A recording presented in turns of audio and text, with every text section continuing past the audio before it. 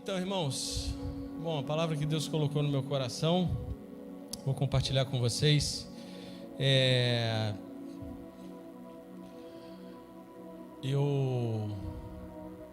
Impossível não falar de alguns pontos, vou pontuar alguns pontos, né? Se você não estava aqui na semana passada, eu lamento por isso, né? Porque talvez você não entenda, e glória a Deus por isso, mas eu creio que o Espírito Santo vai estar trabalhando em nossos corações. Eu creio que é a última vez que a gente vai falar qualquer coisa nessa direção, porque não tem muita coisa para fazer, amém? E algumas coisas precisam ser esclarecidas, e infelizmente eu vou ter que tocar em alguns pontos, mas eu digo que a gente, se Deus quiser, a gente não vai mais falar sobre isso, porque cada vez que você toca nisso, você machuca as pessoas que estão machucadas, tá?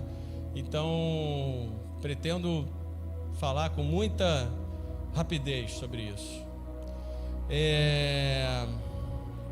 Também outra coisa também que eu queria falar para vocês, que eu não tenho a mínima, nenhuma intenção de convencer ninguém, tá? Eu não estou aqui para convencer ninguém. Quem convence é o Espírito Santo, amém? Então, aqueles que têm ouvidos, ouça; quem tem olhos, veja, e que o Espírito Santo possa falar aos nossos corações.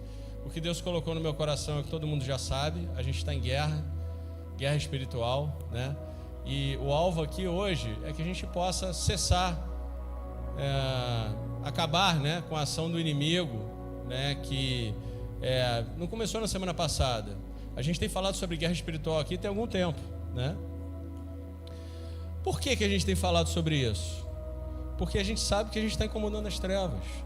Eu não sei dizer para vocês quantas pessoas a Escola Sobrenatural impactou. Eu não faço a menor ideia. 1.000, 2.000, 5.000, 3.000, 10.000, não faço a menor ideia.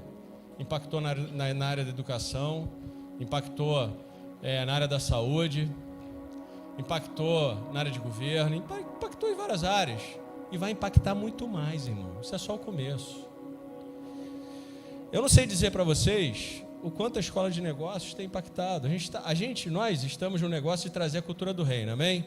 Esse é o nosso business. Nós estamos nesse negócio, trazer a cultura do reino de Deus. Você sabe quanto tempo demora para mudar uma cultura? Há muito tempo, muito esforço, muito trabalho, muito. E quando você quer mudar uma cultura, o cristianismo não é uma cultura que é uma cultura adjacente. A cultura do reino de Deus é a cultura eterna, que deveria prevalecer sobre todas as outras culturas. E claro que existe uma guerra. É claro que existe uma guerra, né? Antes da gente entrar no que o Senhor colocou no meu coração, 2 Coríntios 10, versículo 5, parte B, diz que a gente deve levar cativo todo o nosso pensamento à obediência a Cristo. Levar cativo todo o nosso pensamento à obediência a Cristo. E por que eu estou falando isso? Porque nem todo pensamento que você tem é teu. Alguns pensamentos são seus, são os pensamentos lógicos. Como é que eu volto para casa? Como é que eu pago a minha conta? Alguns pensamentos são dardos, a Bíblia chama de dardos inflamados do maligno, e a gente vai falar um pouco sobre isso. E alguns pensamentos são pensamentos de Deus na sua vida, né? E à medida em que a gente vai renovando a nossa mente, a gente vai identificando esses pensamentos. Então, em cima disso, a batalha espiritual que existe é em cima da mente renovada. O alvo do inimigo é em cima da mente renovada. E o versículo que me baseei para essa palavra de hoje é Romanos 12, versículo 2, um versículo muito conhecido. Espero ministrar de uma forma diferente do que a gente já tem escutado. Diz assim: não se moldem ao padrão deste mundo, transformem-se pela renovação da sua mente, para que sejam capazes de experimentar e comprovar a boa, perfeita e agradável vontade de Deus. Amém? Tem gente que pensa assim, vou experimentar, se eu conseguir fazer a boa, né? Experimentar a boa. Não, meu irmão, não existe só um pedaço. É a boa, perfeita e agradável vontade de Deus. Todos nós sabemos que a gente não deve fazer nada sem Deus, amém? Todos nós sabemos disso, não é verdade? O problema é que a gente, de vez em quando, né? Ou de vez em muito, a gente se acostuma a fazer as coisas sem Deus. Seja pelas circunstâncias, seja pela religião, seja pelas emoções. Atos capítulo 10, versículo 38 diz assim: como Deus ungiu a Jesus de Nazaré com o Espírito Santo e poder, e como ele andou por toda parte, fazendo bem e curando todos os oprimidos do diabo, porque Deus estava com ele. Tudo que Jesus fazia, ele fazia com Deus. Nós estamos num processo, todos nós estamos num processo, todos nós. E nesse processo a gente está aprendendo a deixar de fazer coisas sem Deus para deixar de fazer coisas com Deus. Toda vez que a gente toma decisões sem Deus, são decisões muito mais limitadas em raio de ação, com a chance muito maior de dar errado, do que tomar decisões com Deus. A mente transformada é a maior parte dessa jornada, né? Uma grande parte dessa jornada, de fazer as coisas com Deus. Jesus, ele fazia o que viu o Pai fazendo. E aí, como eu falei para vocês, a batalha é em cima dessa mente renovada. Efésios capítulo 6, versículo 10 em diante. Se puder ir botando aí, eu agradeço. E aí eu acho interessante quando Paulo fala assim, finalmente, irmãos, Paulo já está encerrando a carta de Efésios. E toda vez que você vê alguém encerrando alguma coisa, né? As últimas palavras, eu já compartilhei isso, né? As últimas palavras de um homem para alguém, ele quer marcar uma posição. E quando ele diz aqui, finalmente, irmãos, fortaleçam-se no Senhor e no seu poder. Amém? Amém, igreja? Glória a Deus. Então o que ele está dizendo aqui? Ele tem um ponto. Ele quer chamar uma atenção aqui. Ele está dizendo aqui, olha, se vocês não se lembrarem nada do que eu falei no capítulo 1, no capítulo 2, no capítulo 3, no 4, no 5, finalmente não esquece aqui do 6. Fortaleçam-se no Senhor e na força do seu poder. O versículo 11 diz: vistam toda a armadura de Deus para poderem ficar firmes contra as ciladas do diabo. O que é uma cilada? Cilada é quando uma pessoa está encoberta, geralmente no caminho, onde a pessoa fica de tocaia, né? O inimigo fica de tocaia. Tem um plano pré-estabelecido e o alvo é destruir o inimigo daquele que estava na tocaia. E de que inimigo a gente está falando, irmãos? De que inimigo que a gente está falando? Continuamos lendo. Versículo 12 diz assim. Se você quiser, pode abrir na sua Bíblia. Eles estão com dificuldade. Vocês estão com Bíblia? Todo mundo tem Bíblia? Então pode abrir na tua Bíblia. Efésios capítulo 6, versículo 12. Quem são os inimigos? Eu vou lendo aqui para vocês. Pois a nossa luta não é contra pessoas. A nossa luta não é contra pessoas. Amém? Todo mundo entendeu isso? A nossa luta não é contra pessoas, mas contra, aí sim, quem são nossos inimigos? Quem fica de tocaia? Quem fica com um plano? Quem fica armando ciladas? Principados, potestades, dominadores deste mundo de trevas, contra as forças espirituais do mal nas regiões celestiais. E isso é real. Isso é real. Olha aí. Glória a Deus, irmãos. Isso é real. Nossa luta não é contra pessoas, mas contra demônios mesmo. Jesus, ele veio expor a ação maligna. Veio libertar o cativo. São anjos caídos que se levantam contra tudo que é de Deus. Tudo.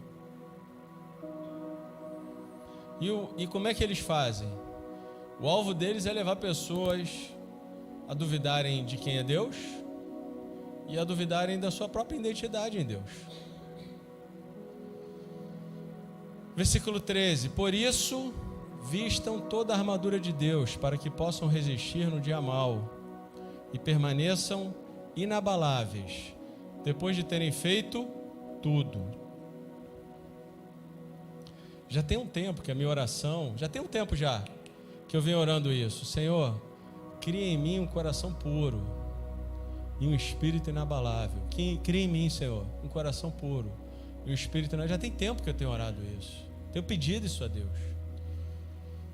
Versículo 14. Assim, mantenham-se firmes, cingindo-se com o cinto da verdade, vestindo a couraça da justiça. Cinto da verdade.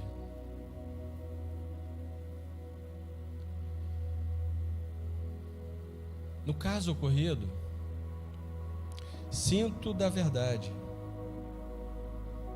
No mínimo, avaliar os fatos. No mínimo, avaliar as fontes. No mínimo. E a apuração da verdade. Como é que você faz isso? Ouvindo as partes. Certo? Certo? Então você chega a uma conclusão.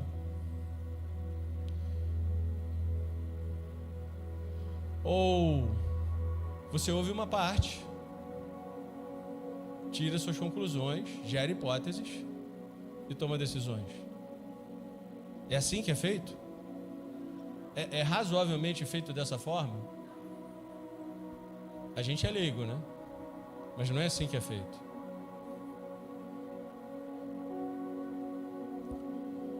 Couraça da justiça. Ela age diretamente, né, como proteção do coração do crente. Diretamente. Ela age diretamente, ela tem um lugar importante.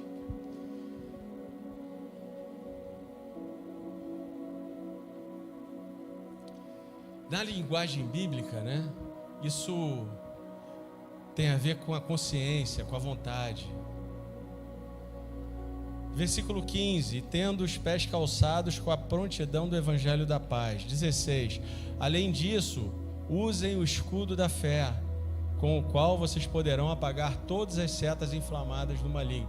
Lembra, irmão, o alvo aqui é o alvo do inimigo é a mente renovada. O que é o escudo da fé, né? O escudo da fé, ele impede que os dardos, ele absorve dardos inflamados. Ele impede que os dardos alcancem a couraça. O que são esses dardos inflamados do maligno?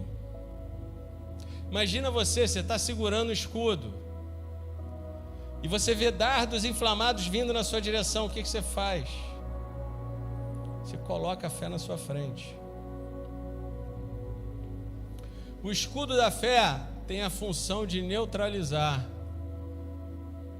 ou absorver os dardos inflamados do maligno, que na verdade, o que são esses dardos inflamados do maligno?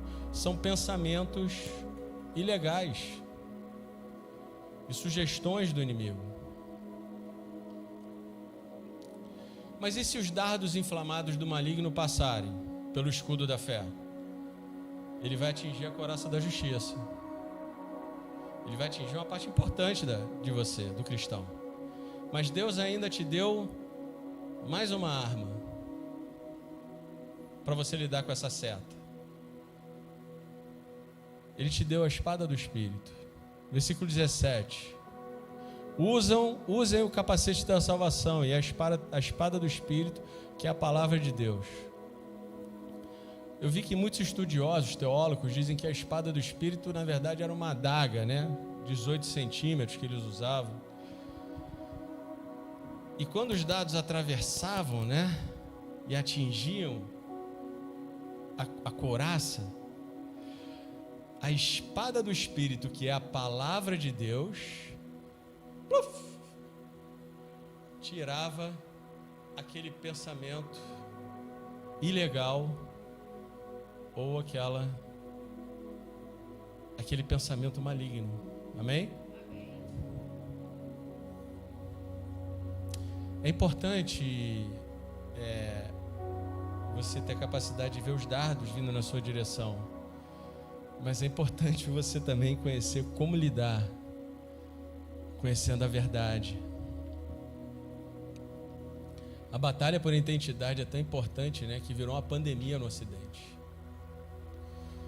A perda de identidade é uma coisa muito perigosa. Quando a gente entretém mentiras na nossa mente, a gente cria uma arena onde os pensamentos do inimigo conseguem gerar guerra contra a mente de Cristo. A mente de Cristo em nós, através da palavra de Deus. Como é que pode isso, né?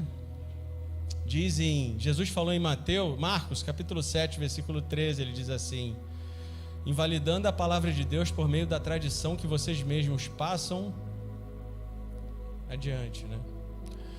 Então, como é que pode aquilo que é a palavra de Deus, que é a coisa mais poderosa do mundo, ser freada? Como é que pode isso? Se entrarem pensamentos na nossa mente que vão destruir a mente renovada, que nos possibilita andar numa área de milagres, numa região de relacionamento com Deus, nas áreas do impossível, porque é a mente renovada, irmão, que nos permite experimentar a boa, perfeita e agradável vontade de Deus. Mas se tradições, medos, circunstâncias, pensamentos ilegais entrarem na nossa mente, vão fazer um estrago.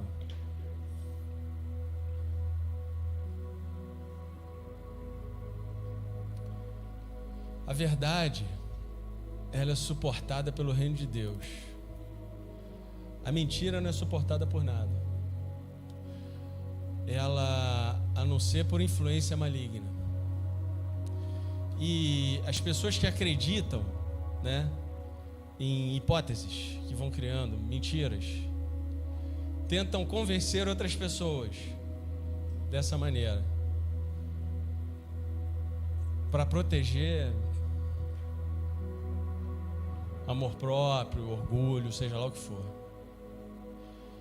A fé ancorada na palavra de Deus, ela absorve e ela extingue a mentira. A fé verdadeira, ela não é expressa por autodeterminação, mas por redenção, por obediência. Você não pode determinar uma grande fé na sua vida, mas você pode se render à palavra de Deus, ao Senhor. E não sejam conformados com este mundo, mas sede transformados pela renovação do vosso entendimento, para que experimenteis qual seja a boa, agradável e perfeita vontade de Deus. A mente renovada sempre vai cooperar com a fé. A fé vê, percebe, mas é a mente renovada que vai cooperar para fazer com que o reino seja tangível, o reino seja algo que você consiga tocar. Se eu acreditar numa mentira ou numa hipótese e eu ficar com isso, eu vou criar um local onde a semente vai ser plantada e pode germinar, né? E tudo que você não trata cresce. Tudo que você não trata cresce. Se você não trata do orgulho, o orgulho cresce. Se você não trata do seu medo, o seu medo cresce. Se você não trata das suas frustrações, elas crescem. Se você não trata da sua relação com o passado, ela cresce. Se você não trata da sua ansiedade com o futuro, isso te impede de chegar lá, porque vai crescer. Então tudo que você não trata, cresce.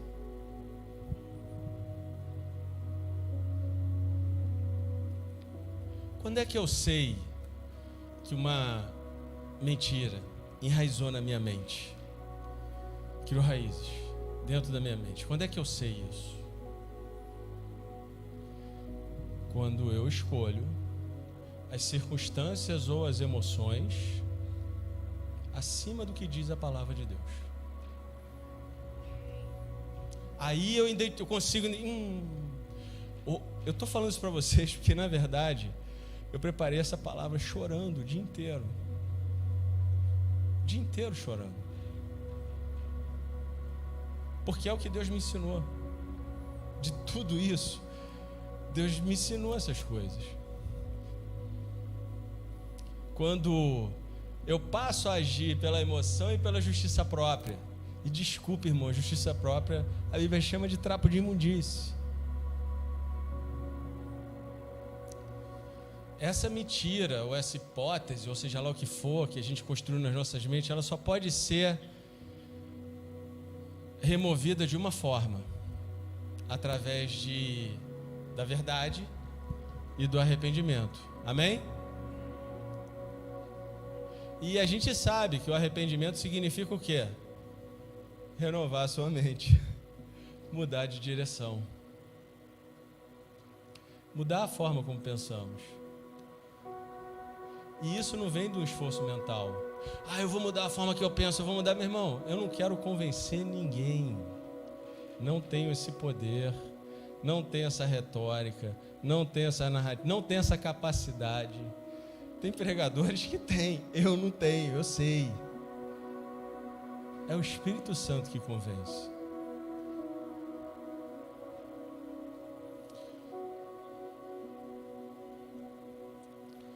Não vem do esforço mental, vem no relacionamento com Deus, no relacionamento com a palavra. Mentiras criam fortalezas de pensamento e só podem ser quebradas com o convencimento do Espírito Santo, irmão. Com o poder de Deus. Como é que funciona essa fortaleza? Funciona assim. Eu escuto uma possibilidade, não trato a possibilidade. Essa possibilidade, que não é uma realidade, tá certo? É uma hipótese. Eu coloco um tijolo. Coloco um tijolo. Ao não tratar, eu coloco mais hipóteses, mais possibilidades, e coloco mais tijolos, e mais tijolos, e mais tijolos, e mais tijolos, e mais tijolos, até que essa mentira ou hipótese fique muito bem protegida, num lugar chamado fortaleza.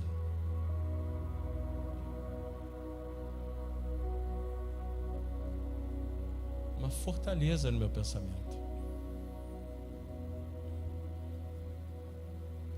E é um lugar, às vezes, que você não consegue nem reconhecer como algo do inimigo, porque se mistura com tantas emoções, se mistura com justiça própria, se mistura com tantas coisas, que a gente também está todos estão no processo, irmão. Aliás, que eu queria dizer para vocês, que essa semana Deus tratou tantas coisas no meu coração.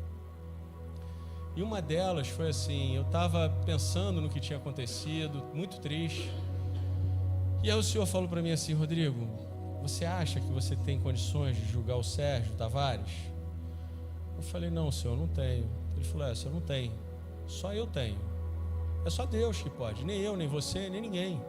E meu irmão, eu vou te falar, isso tirou um peso do meu coração. Eu falei: puxa, assim, sabe por quê? Porque eu sei que meu Deus é bom.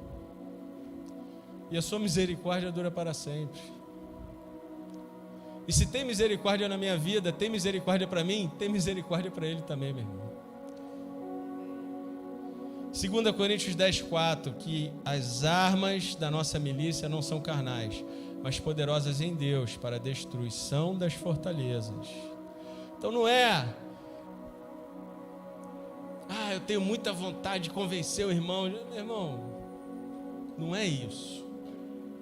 Eu tenho muita vontade de... As armas são espirituais, porque o estrago é espiritual e as armas são espirituais. Tem alguns pontos que eu queria abordar que eu acho que são importantes, tem algumas dúvidas e eu queria deixar claro.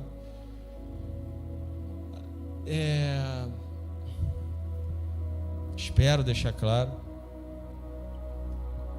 Mas eu queria pedir uma coisa, eu não vou mais tratar disso daqui em púlpito, em hipótese nenhuma.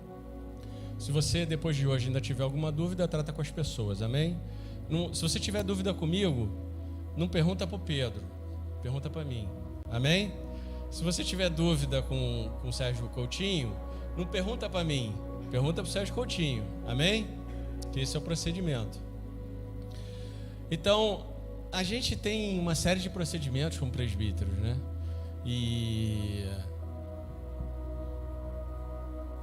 um deles, né,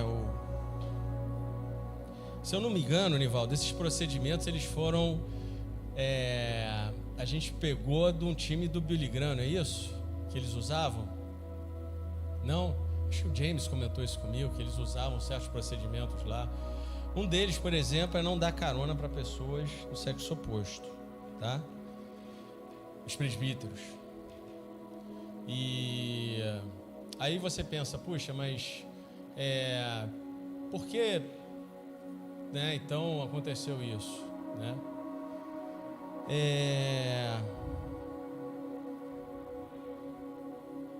Talvez a gente tenha deixado de observar certas coisas, né? Observar alguns procedimentos que são importantes, e a gente vai resgatar isso tudo. E alguns a gente vai ensinar, talvez no SEV ou no Bem-vindo a Verbo, para os membros, alguma coisa nesse sentido. Mas por quê? Porque pode ter algum problema? Não pode levar a algum problema, que pode ser um problema da pessoa, pode ser um problema de alguém que está olhando. E a Bíblia fala sobre isso, fugir da aparência do mal. 1 Tessalonicenses 5:22, abstenha-se de toda forma do mal. Em outras versões diz aparência do mal. O que é isso? A gente tem uma regra de não dar carona, né, para pessoas do outro sexo sozinho. Mas onde que está isso na Bíblia? Não está. O que está na Bíblia é fugir da aparência do mal. Fugir da aparência do mal tem muitas outras coisas além de não dar carona. Tá certo? Então, quando eu estou orando aqui por uma pessoa, né, uma mulher, aqui no time de ministração, estou orando por uma mulher que eu nunca vi na vida, e Deus começa a me dar uma palavra e me fala, coloca a mão na cabeça dela e começa a liberar sobre a vida dela. E se eu fizer isso, e o marido dela, que veio aqui pela primeira vez, que não conhece Jesus, me olhar, colocando, encostando nela, ele pode olhar e maldar a situação.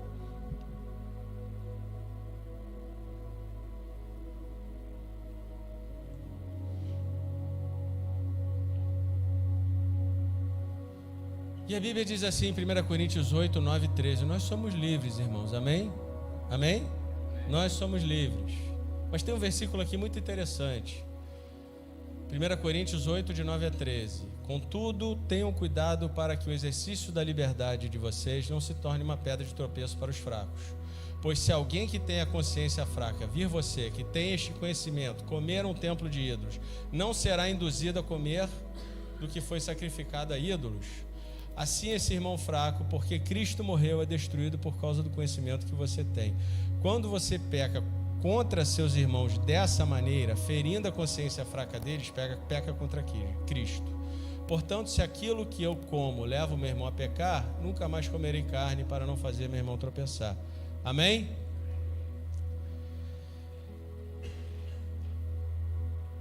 Então, a gente tem algumas regras como presbíteros, a gente está trabalhando em cima disso. E depois a gente vai compartilhar com vocês várias delas. Isso não quer dizer que você nunca vai me ver, por exemplo, dando carona para uma pessoa do sexo oposto. Se você vê, me pergunte, Pode ser que se a pessoa esteja passando mal, eu tenha que levá-la para o hospital. Não vou deixar ela morrer, porque eu não posso dar carona, tá certo? Ou pode ser, sei lá, alguma... Me pergunte. Se você vê e se incomodou, me pergunte. Não guarda para você. Não deixa um inimigo chegar e fazer, colocar uma pedra, jogar uma semente na sua mente. Vai com a pessoa e resolve. Ah, Rodrigo, mas, cara, todos nós temos limitações, todos nós estamos em processo, todos nós temos áreas que somos maduros e todos nós temos áreas que somos imaturos. Todos nós.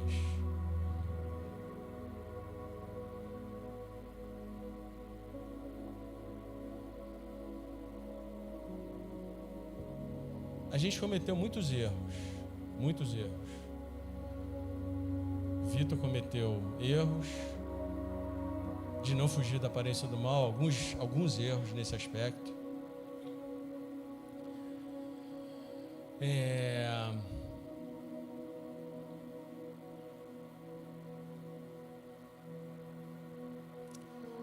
Dani e Sérgio cometeram erros de não tratar como a Bíblia diz. Eu cometi erro de não tratar como a Bíblia diz que tem que tratar.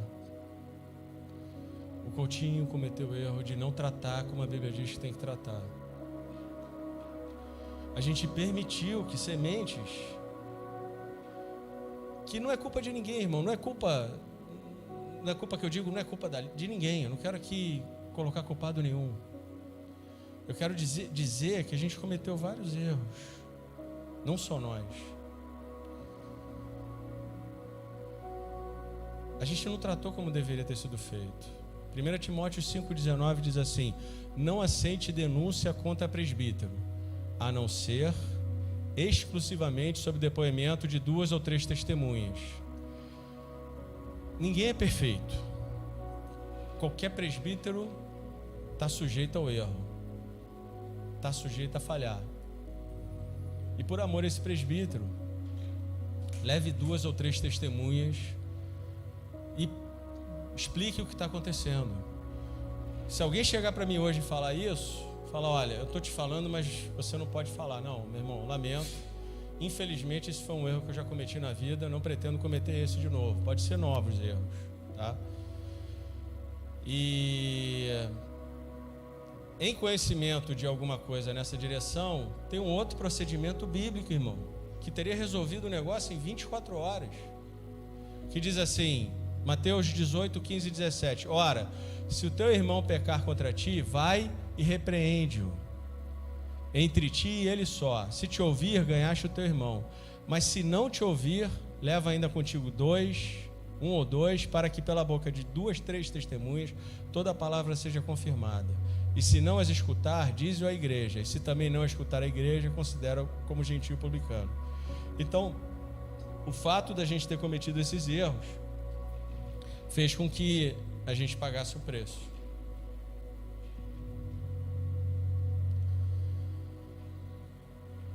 Eu queria falar um pouquinho sobre a tomada de decisão dos presbíteros, de manter o Vitor. Eu acho que tem gente que tem dúvida disso.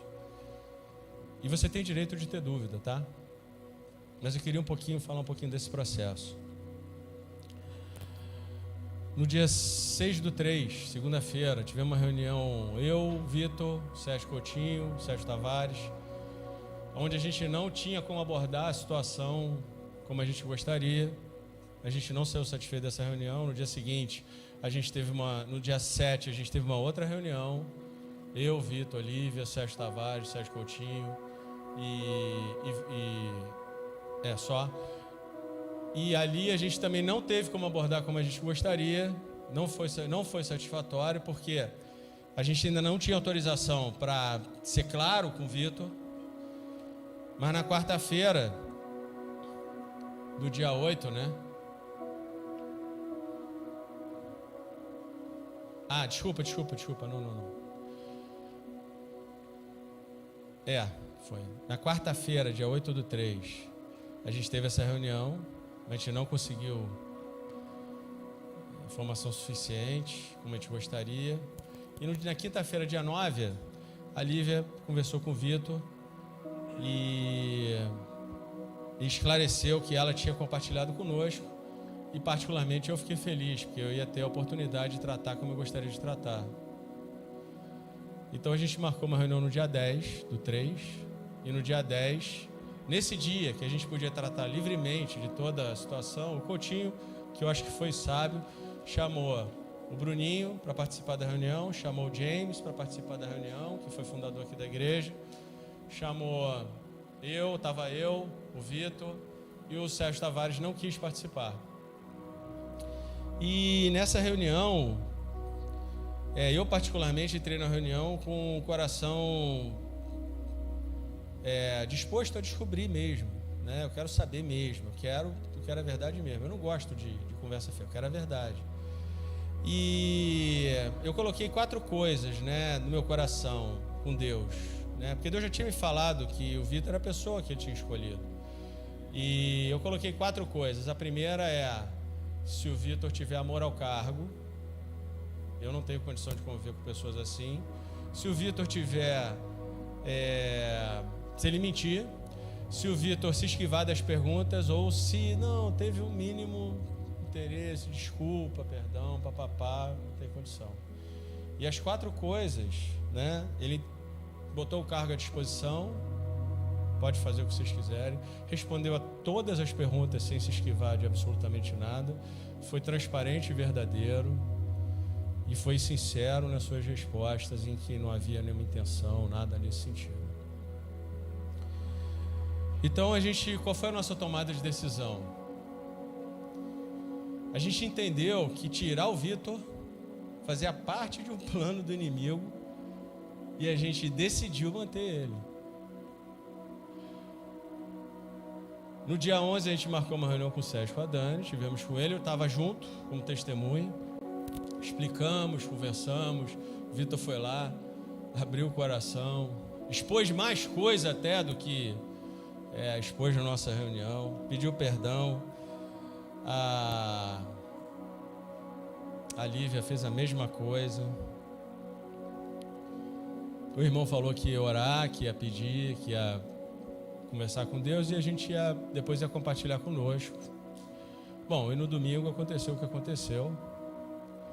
E assim, gente, olha só, ninguém é obrigado a ficar em lugar nenhum, tá certo? Isso não é uma obrigação, não pode ser. Mas tem uma forma de fazer. Tem uma forma de fazer. Talvez você possa pensar assim: eles não tomaram a decisão certa. Talvez o Vitor tinha que descansar. Isso que tem que saber ele, irmão, não sou eu. A gente já tomou a decisão. Talvez a decisão melhor seria outra. Você tem o direito de perguntar, questionar, pode perguntar, não tem problema nenhum.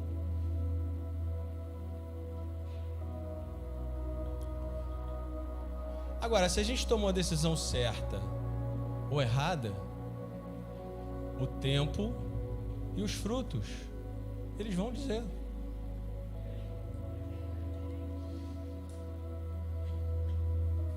Talvez você pense: puxa, mas será que eu quero continuar nessa igreja? Será que eu não quero continuar nessa igreja? Eu queria ler uns versículos aqui para você, o que Deus fala sobre isso, tá?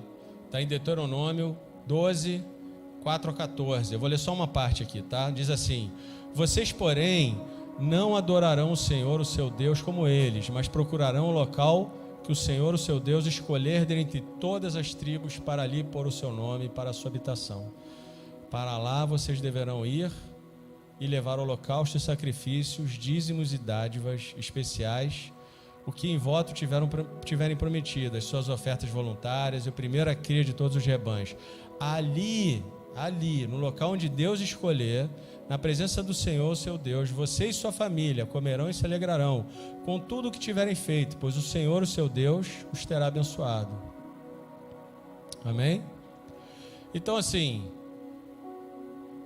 quem escolhe é Deus que escolhe. Deus une propósitos. Deus não une só pessoas. Ele une propósitos. Ele tem propósitos com essa igreja. E, meu irmão, deixa eu explicar uma coisa para vocês, que é o seguinte: se o Rodrigo morrer hoje, Deus vai continuar a sua obra, irmão. Deus vai continuar a sua obra.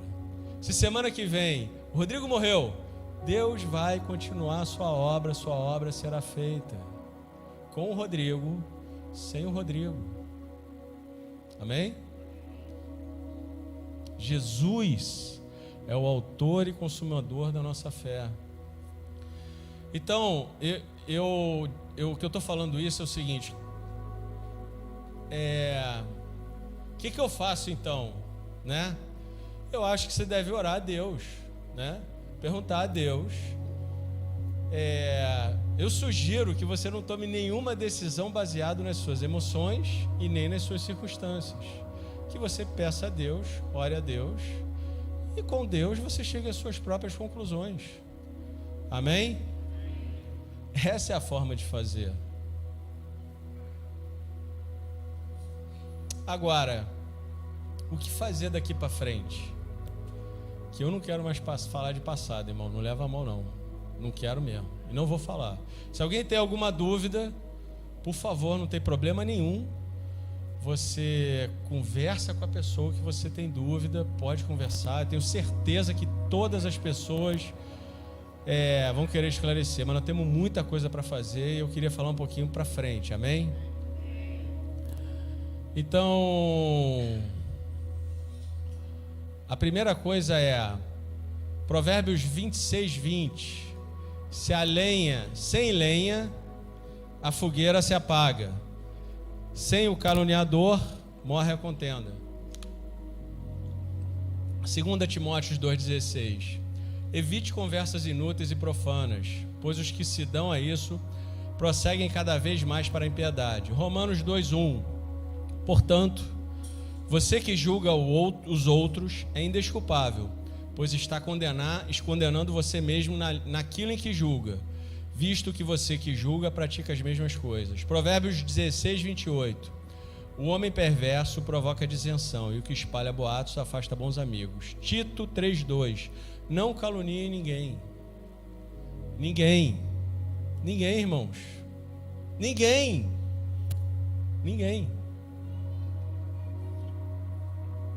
Sejam pacíficos, amáveis, mostrem sempre a verdadeira mansidão para com todos os homens.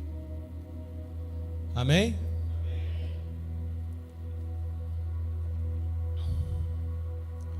Então a primeira coisa aqui que eu queria pedir encarecidamente a todos aqui, eu não sei, irmão, se você vai ficar, se você vai sair, qual é a decisão que você vai tomar, o que Deus tem para a sua vida, eu não sei.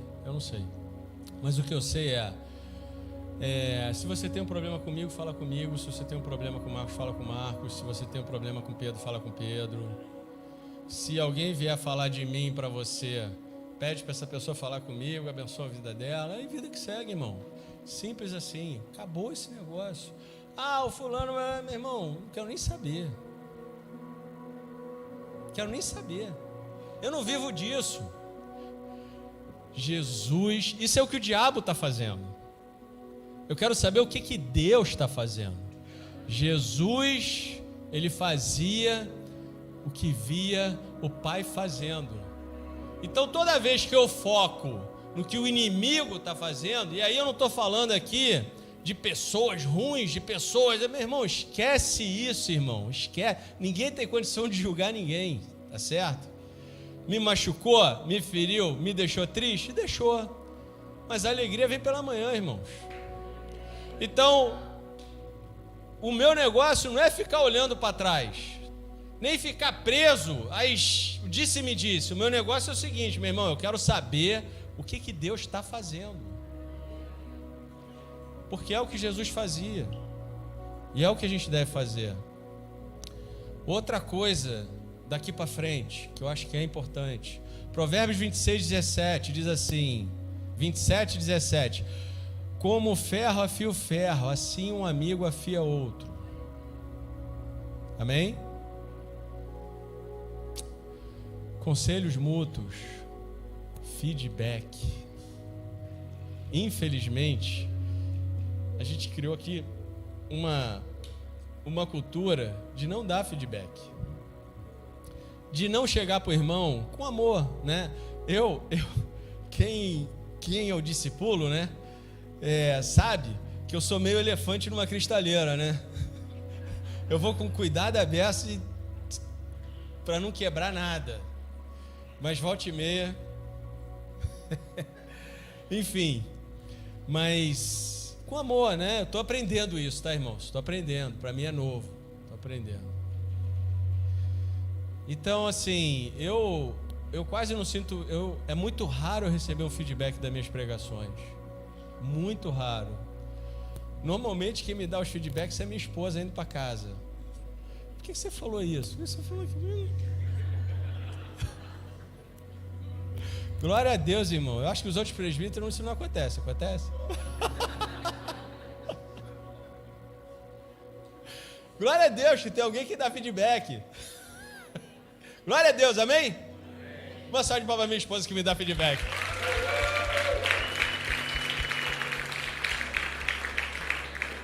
E lá em casa tem a Rafa também. A Rafa larga o aço. Pai, nada a ver.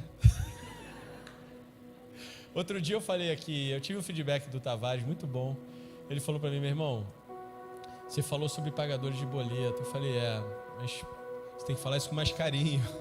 Porque às vezes, né, a pessoa está em dificuldade e ela pode se sentir, né, pior. E na verdade o que eu estava aqui foi um bom feedback.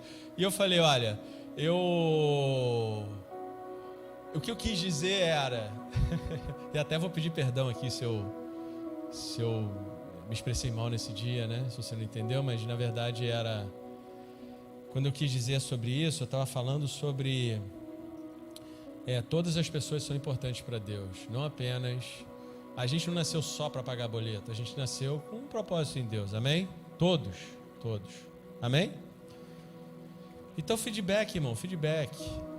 Eu ficava às vezes, mas aí o irmão, não sei, não estou falando de você ser um rinoceronte, tá?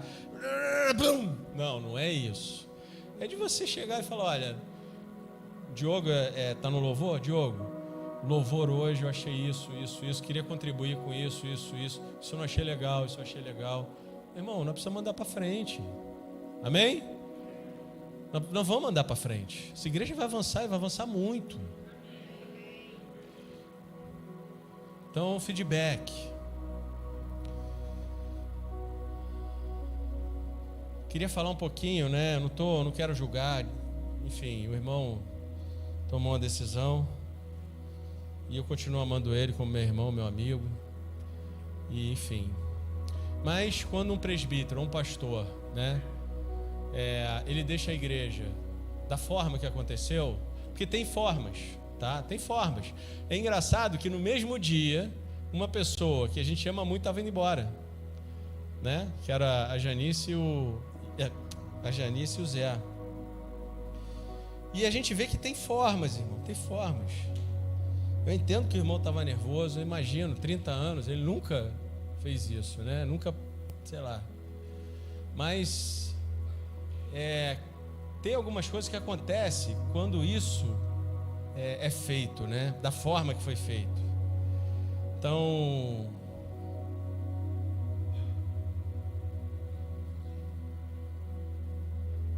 a primeira coisa que acontece quando você deixa uma dúvida no ar sobre a integridade ou o caráter, né, dos presbíteros ou alguma coisa nesse sentido, a primeira coisa que acontece é o seguinte: pessoas que tiveram problemas desse tipo em outras igrejas, cara, você aciona um gatilho.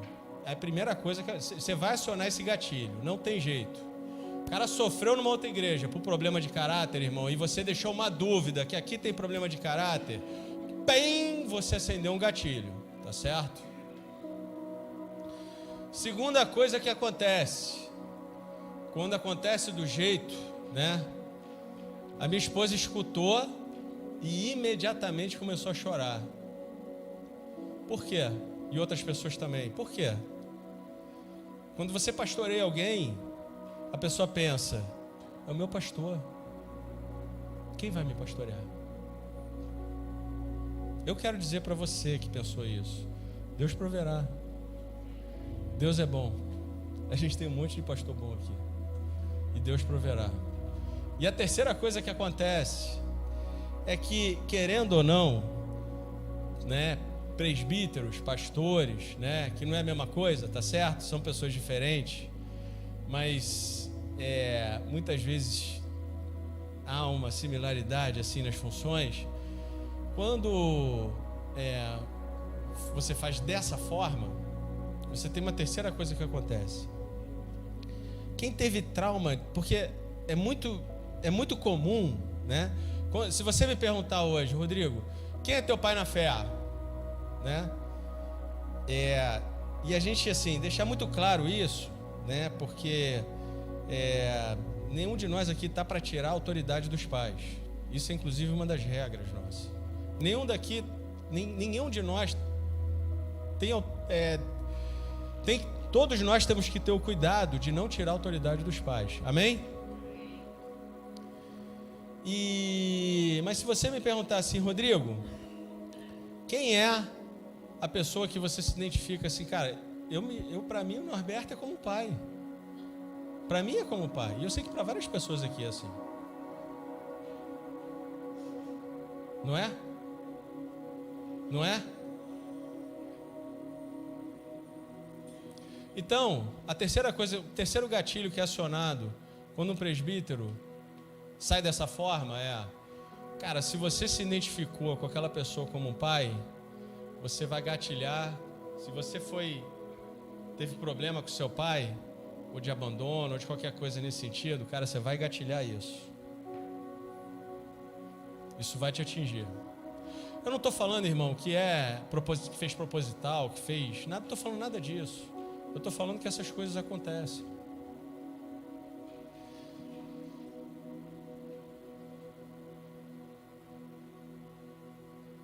E eu já estou terminando.